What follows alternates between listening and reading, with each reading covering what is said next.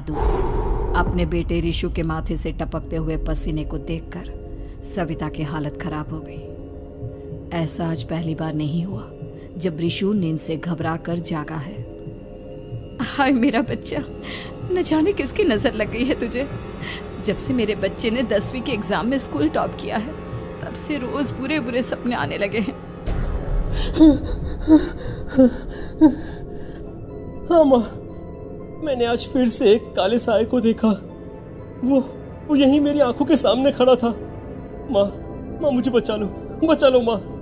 वो मुझसे कह रहा था कि मुझसे बदला लेगा। माँ कहीं ये प्रशांत। चुप कर, कैसी बात कर रहा है? दोबारा उसका नाम मत लेना। तुझे पता है ना, उस प्रशांत ने आत्महत्या कर ली, तो बार बार उसका नाम मत लिया कर। मम्मी, क्या सच में प्रशांत ने आत्महत्या की थी?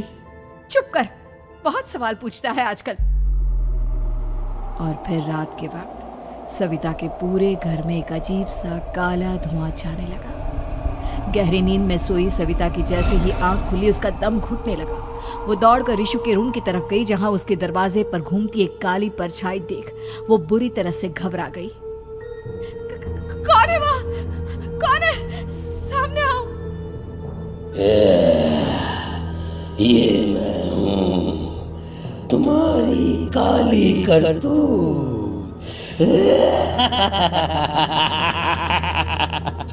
और अब मैं तुम्हारे बेटे को ले जाने आया हूँ।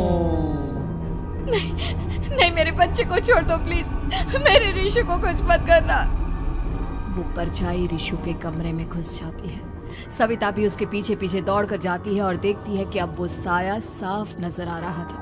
वो सर से पैर तक खून में सना हुआ था और उसके शरीर के सारे अंग कटे फटे हैं। क्या चाहिए तुम्हें? तुम जो बोलोगे मैं करूंगी, लेकिन मेरे ऋषु को छोड़ दो। उस परछाई ने ऋषु को गर्दन से पकड़कर दीवार के सहारे हवा में उछाल दिया। ऋषु जोर जोर से चिल्लाने लगा। माँ बचाओ मुझे, बचा लो माँ। ये मुझे मार डालेगा। माँ मुझे बचा लो माँ। नहीं ऐसा मत करो। मुझे मार दो लेकिन मेरे बच्चे को छोड़ दो।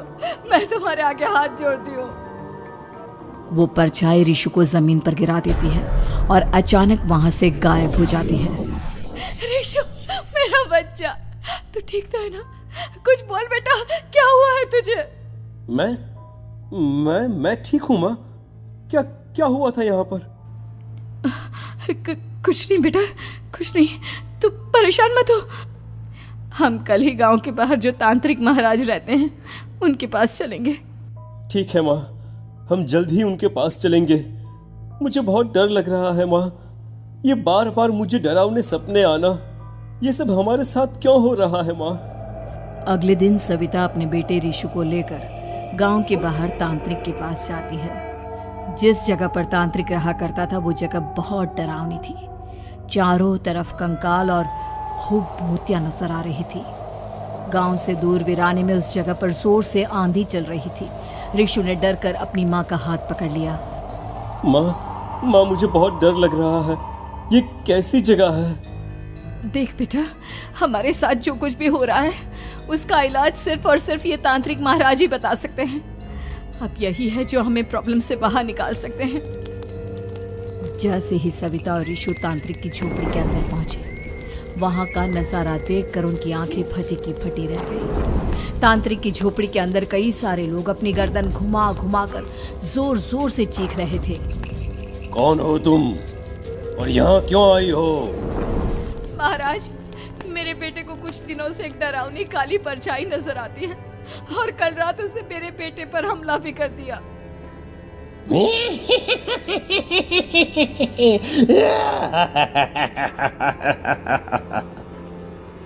मम्मी हमें यहाँ से चलना चाहिए। ये जगह मुझे ठीक नहीं लगती। नहीं बेटा, ऐसा नहीं कहते। रुक जाओ, 2 मिनट के लिए रुक जाओ। क्या कहा? काली परछाई? तुम्हारे बेटे पर किसी काली परछाई ने हमला किया?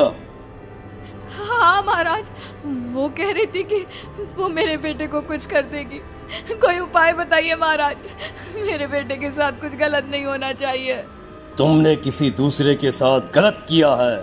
तो तुम्हारे साथ भी गलत होकर ही रहेगा।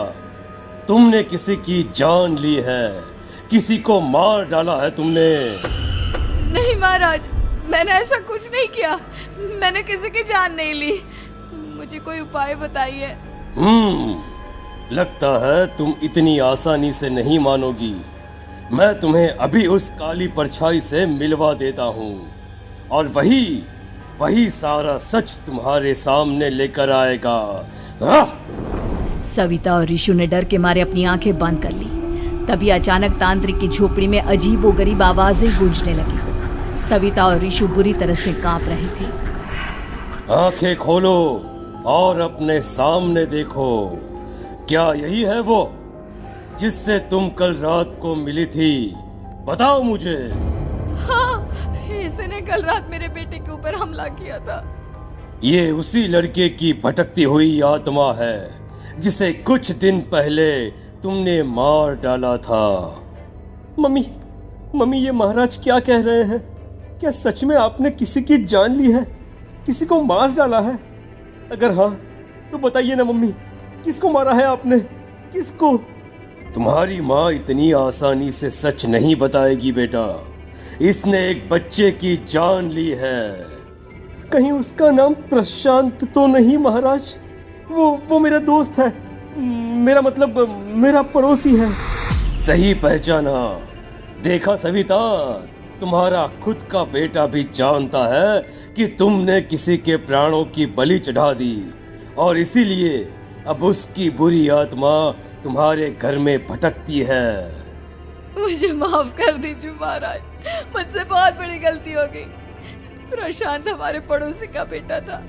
हर बार उसके नंबर मेरे बेटे से ज्यादा आते थे और इसलिए मैंने उसके कमरे के बाहर काला जादू किया था, पर मुझे नहीं पता था कि वो मर जाएगा।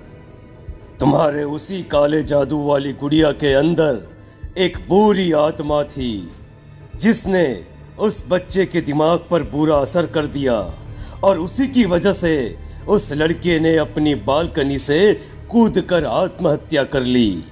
इसकी वजह सिर्फ और सिर्फ तुम हो, तुम।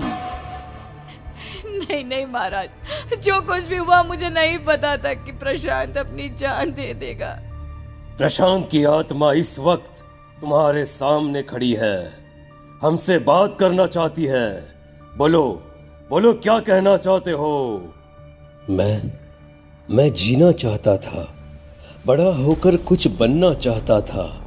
आपके बेटे से मुझे कोई परेशानी नहीं थी। अरे वो तो मेरा अच्छा दोस्त था। मुझे माफ कर दो बेटा, मुझसे बहुत बड़ी गलती हो गई, मुझे माफ कर दो। माफ करने से मुझे वापस जिंदगी नहीं मिल जाएगी। मेरे माँ बाप आज भी मेरे लिए रोते हैं। आपने मेरे साथ बहुत गलत किया है, बहुत गलत। और तभी अचानक प्रशांत की आत्मा वहां से गायब हो जाती है। सविता जोर जोर से रोने लगती है। सुन लिया तुमने? ये तुम्हारे अपने ही किए हुए पाप हैं जो इस तरह से तुम्हारे सामने आ रहे हैं। माँ, ये आपने अच्छा नहीं किया। सिर्फ 10th बोर्ड के एग्जाम में मैं टॉप कर पाऊं, इसलिए आपने मेरे दोस्त के ऊपर काला जादू कर दिया। नहीं मम्मी, नहीं, अब हम कभी खुश नहीं रह पाएंगे, कभी नहीं। मेरे दोस्त की आत्मा को कभी शांति नहीं मिलेगी मम्मी, कभी नहीं। लेकिन मैंने जो कुछ भी किया सिर्फ तुम्हारे लिए किया। वो लड़का हमेशा फर्स्ट पोजीशन पर आ जाता था और इस वजह से हमेशा तुम्हारे मार्क्स कम पड़ते थे। मैंने तो सिर्फ उस पर एक छोटा सा काला जादू किया था बेटा। मुझे क्या पता था कि उसका ये नतीजा निकलेगा। जिस गुड़िया को तुमने उस लड़के के कमरे के दरवाजे पर लगाया था, दरअसल उसके अंदर एक बुरी आत्मा का प्रवेश हो गया था, जैसा कि अक्सर काला जादू करते समय हो जाता है। मुझे अपनी गलती का एहसास हो गया है। मैं प्रायश्चित करना चाहती हूँ। आप बताइए मैं क्या करूँ? प्रशांत के घर जाकर उस काली गुड़िया को वहां से निकालकर यहाँ लेकर आओ। मैं उसे आग में जलाकर राख कर दूंगा और उसके बाद प्रशांत की आत्मा को हमेशा के लिए मुक्ति मिल जाएगी। अगली रात सविता चुपचाप अपने पड़ोसी प्रशांत के घर जाती है। प्रशांत के माँ बाप प्रशांत की मौत के बाद उस घर को छोड़कर हमेशा के लिए वहां से चले गए थे। जैसे ही सविता उस घर के अंदर कदम रखती है, उसका सामना अजीबोगरीब हैवानियत से भरी आवाजों से होने लगता है। ऐसा लग रहा था जैसे कोई बुरी तरह से चीख रहा हो। सविता जैसे ही प्रशांत के कमरे के बाहर पहुंचती है, वहां पर लटकी हुई गुड़िया के शरीर से खून टपकने लगता है। ये क्या हो रहा है? इस गुड़िया के शरीर से खून क्यों टपक रहा है? सविता हिम्मत करते हुए उस गुड़िया को वहां से उतारने की कोशिश करती है, लेकिन तभी अचानक से बहुत भयानक दिखने वाली औरत उसकी आंखों के सामने आकर खड़ी हो जाती है। मैं यहाँ से कहीं नहीं जाऊंगी, और अगर तूने मुझे यहाँ से हटाने की कोशिश की तो मार डालूंगी मैं तुझे। नहीं नहीं, मुझे तुम्हें यहाँ से ले जाना ही होगा, नहीं तो मेरा बेटा, उसकी जान को खतरा है। मैं तुम्हें नहीं छोड़ सकती। अगर तुम्हारे अंदर हिम्मत है तो मुझे इस घर से बाहर ले जाकर दिखाओ। और ऐसा कहकर वो औरत सविता के ऊपर हमला कर देती है और उसे हवा में उछाल उछाल कर जमीन पर पटकती है। लेकिन तभी अचानक मौका देखकर सविता अपने हाथ में ली हुई सुई उसके हाथ में चुभो देती है। हाथ में सुई लगते ही वो औरत जमीन पर तड़पने लगती है। ये क्या किया तूने? ये क्या कर दिया? तुझे ऐसा नहीं करना चाहिए था। तांत्रिक ने मुझे कहा था कि तुझसे जीतने का सिर्फ यही एक तरीका है जिससे मैं अपने पापों का प्रायश्चित कर सकती हूँ और अपने बेटे की जान बचा सकती हूँ।